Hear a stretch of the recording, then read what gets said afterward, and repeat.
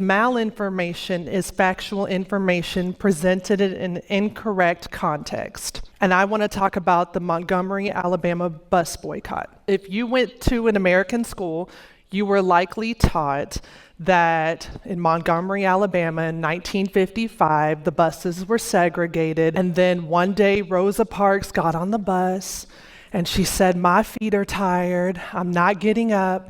And then she got arrested. And how they tell it is that then the civil rights movement suddenly began. And the boycott began out of nowhere. And then suddenly the Supreme Court desegregated busing. And all of that is malinformation. You don't get told that 10 years before this, Rosa Parks was sent as secretary of the Montgomery NAACP chapter to go investigate the gang rape of Reese Taylor, whose sexual assault by 6 white men who had kidnapped her and would never face conviction caused protests across the country.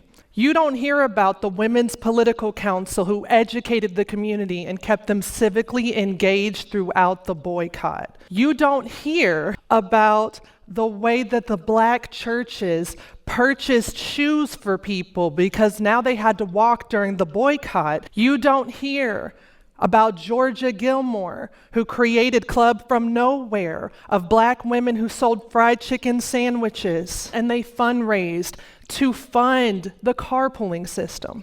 You don't hear about Claudette Colvin, who was arrested months before Rosa. But what you don't know is that Claudette was one of the 4 plaintiffs listed in the case of Browder versus Gale, the Supreme Court case that ultimately desegregated busing. Instead, you hear about a magical singular moment with a magical singular person who did one thing one time and then everything changed like that. But that's not how movements are made. They are made from little actions and steps from many people working together towards something over a long period of time. People who lived through the civil rights movement, and I think about them, imagining something you've never seen before and putting your life on the line for it, sometimes losing your life for it. At that time, we'd never seen a black Supreme Court justice. And then we got Justice Thurgood Marshall. We had never seen a black woman Supreme Court justice. And then, right, imagine never seeing a Justice Ketanji Brown Jackson, but believing in a Justice Ketanji Brown Jackson. That's the resilience we need to build.